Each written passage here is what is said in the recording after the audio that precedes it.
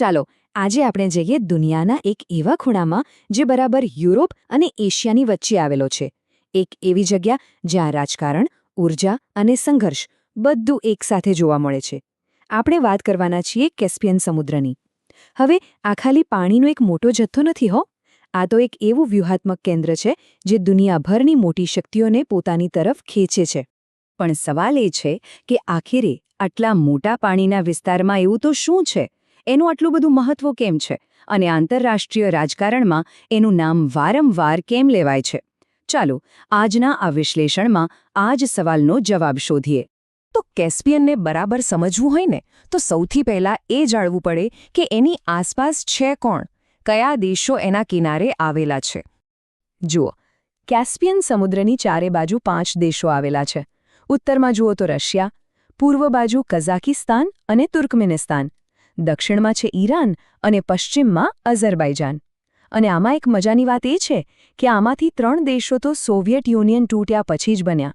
અને બસ આ જ ઘટનાએ આ આખા વિસ્તારનું રાજકારણ કાયમ માટે બદલી નાખ્યું. ઓકે, તો આપણે દેશોની વાત તો કરી લીધી. હવે જરા ઝૂમ ઇન કરીએ અને નકશા પર એવા અમુક ખાસ સ્થળો જોઈએ જે આ આખા પ્રદેશની અર્થવ્યવસ્થાની એમ કહી શકાય કે ધડકન છે. સૌથી પહેલાં વાત કરીએ બાકુની. આ અઝરબૈજાનની રાજધાની છે અને સાચું કહું તો આખા વિસ્તારના તેલ અને ગેસ ઉદ્યોગનું હબ છે. એ સિવાય બીજી પણ મહત્વની વસ્તુઓ છે, જેમ કે વોલ્ગા અને ઉરલ જેવી મોટી નદીઓ. આ નદીઓ ઉત્તરમાંથી આવીને સીધી કેસ્પિયનમાં ભળે છે. હવે આનાથી ખાલી મીઠું પાણી જ નથી મળતું, પણ રશિયા માટે તો આ બહુ જગત્યનો વ્યાપાર કરવાનો રસ્તો પણ છે. પણ આ બધી ભૌગોળિક વાતો તો ઠીક છે.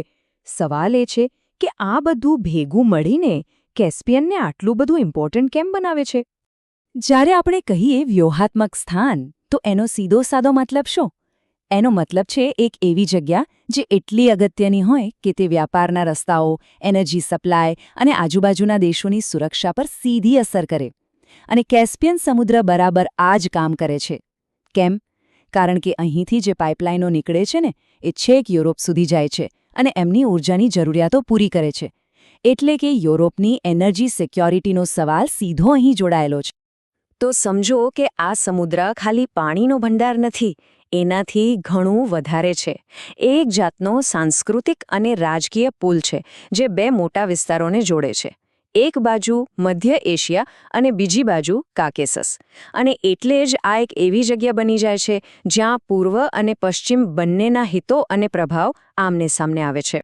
હવે જુઓ, કારણ કે આ 5 દેશો એક જ સમુદ્રના પાડોશી છે, એટલે એમના હિતો પણ એકબીજા સાથે ગૂંચવાયેલા છે.